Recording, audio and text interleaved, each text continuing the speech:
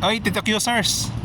Nakikita niyo yung yan, yung nakikita niyo yung larawang yan, yung babaeng di mo alam kung nakaupo yan o nakaluhod. Tignan niyo maigi ha, pagmasdan niyo yung larawang yan. Ano ba talagang posisyon ng taong ito? Nakaupo ba siya o nakaluhod?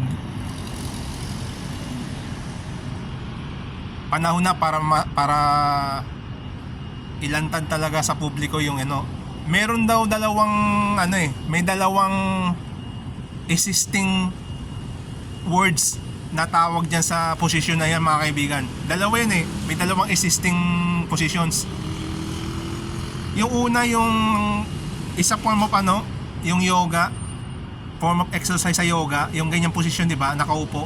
Pero di mo alam kung nakaload ba talaga siya nakaupo. Ang tawag pala dyan, ayon daw sa Wikipedia, mga kaibigan, ang tawag daw dyan sa uri ng yoga na yan, ang tawag dito ayun Barasa, yun? Teka, ayun ba to? Ayun, Barasana. Ewan ko, tama yung translation ko Barasana. Yun ang salitang Sanskrit kasi ito, mga kaibigan salitang Sanskrit yung Barasana, yung Indian culture to yung bagay ng yoga exercise sa mga Bombay, mga Indian nationals. Yung Barasana yung mga kaibigan, ang ibig sabihin pala ayon do sa Wikipedia yung kneeling posture in yoga as a exercise, mga kaibigan. Yan. Tapos yung term na yan, hinango pala sa dalawang Sanskrit words. Yung bara, siya, yung weapon, isa siyang uri ng weapon, pero ang kahulugan niya pala ng bara, thunderbolt o diamond. Tapos yung asana, ang ibig sabihin pala nun sa salitang Sanskrit, posture o seat. Ano ba talaga, nakaupo ba siya o nakaluhod? Tingnan nyo. Indian culture yan yan ang existing unang existing words para sana. Salitang Sanskrit yan, mga kaibigan. Tapos may pangalawa pang existing word yan yung tawag niya sa posisyon na ganyan. Sa Japanese, mga kaibigan sa Japanese, ang tawag pala dyan, seisa. Ayon daw sa Wikipedia, seisa. Ang kahulugan pala sa Japanese niyan, proper seating o Japanese seating. Traditional seating sa Japan, di ba? Seisa ang tawag diyan. Kaso may problema. Ginagamit sa bansa nila yung dalawang sinabi kong term, yan? Salita sa India, salita sa Japan. Yung ganyang, alam mo, di mo alam nakaupo ba siya o nakalodo. Tingnan nyo Tignan nyo maigi. Kasi merong ordinaryong tao gumagawa rin ng ganyang posisyon, mga kaibigan. Ganyang posisyon, ordinaryong tao kahit sa picnic, may nakita ako sa Luneta, may nakita ako sa kamakailan lang, may nakita ako sa nandito ako sa nandito ako sa MOA compound may nakita akong dati yung karamihan babae, di ba, nakaupo ng paluhod. Ordinaryong mamamayan ginagawa rin yung ganito. Akala nyo sa Japan yung seisa, tawag niyan yung seisa, ganyan yung nakaupo ng paluhod, Japanese culture. Tapos sa India yung yoga exercise tinatawag na Barasana. Yun ang current na existing words. Kaya lang hindi siya universal para sa akin hindi siya universal. Panahon na, mga kaibigan, dito sa Pilipinas ko itatatag yung tawag yan sa ganitong posisyon, mga kaibigan, nakaupo ng paluhod. Gagawin kong universal yan.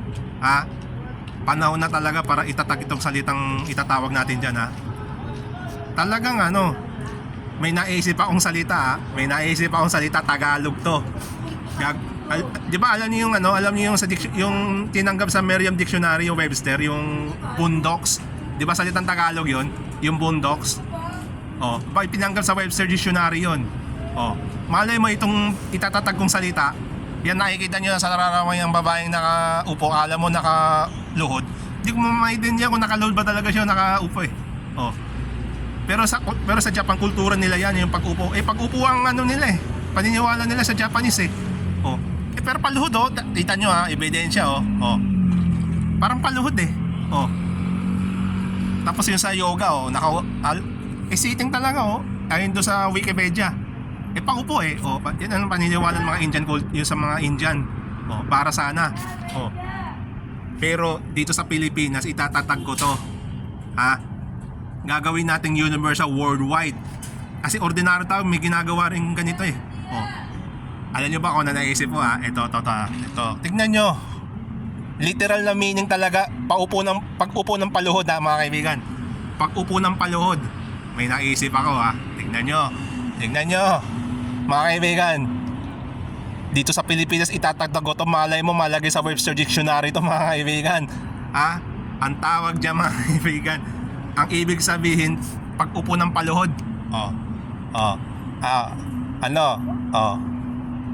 Gusto nyo sabihin ko kung anong salita ang itatatag ko dito sa Pilipinas? Magiging worldwide viral to. Baka mag-viral to sa buong mundo. Malay mo yung salitang ito malalagay pa sa pwedeng tanggapin pwede itong i-review ng Webster o ng Merriam's Dictionary. Talagang literal meaning to, pag-upo ng paluhod ha. Alam nyo anong salita? Para sa ikalimang salita dito sa aking segment na mamaya sasabihin ko yung segment ha. Pang-limang salita na to. Lupo mga kaibigan, lupo. Pag lupo. Lupo. Inaango sa dalawang Tagalog words, luhod at upo. Mga kaibigan ha. Upo, luhod. Mga kaibigan, pag lupo, ayan lupo. Mga kaibigan, inuulit ko pa. Lupo. Lupo mga kaibigan. Inaango sa dalawang Tagalog na root words, luhod at upo. Luhod, lu, tapos upo. Lupo mga kaibigan, yun na yun. Yun, wala kahirap-hirap ha. Biro marami magtatanong, ano ba talaga siya, nakaupo ba siya o nakaluhod? Yan ha. Para sa ikalimang salita dito sa Orchid Porky's Dictionary Weirdo mga kaibigan, lupo. Yun na yun. Kailangan pa bang itanong pa yan mga kaibigan? Wala nang tanong-tanong. Itatag na kagad itong salitang ito. Dito sa Pilipinas ay itatatag ha. Malay mo matanggap to sa Webster Dictionary. Lupo mga kaibigan, yun na yun. Lupo ha, lupo. Pag-upo ng paluhod. Lupo. Ang ikalimang salita dito sa Orchid Dictionary Weirdo. Hanggang sa muli. Yun na yun. Yan ha, yan. Tingnan nyo. Yun na yun. Lupo. Tapos ang usapan. Paalam. Orchid Porky. Dictionary Weirdo. Yun na yun. Lupo ha. Ikalimang salita na yan.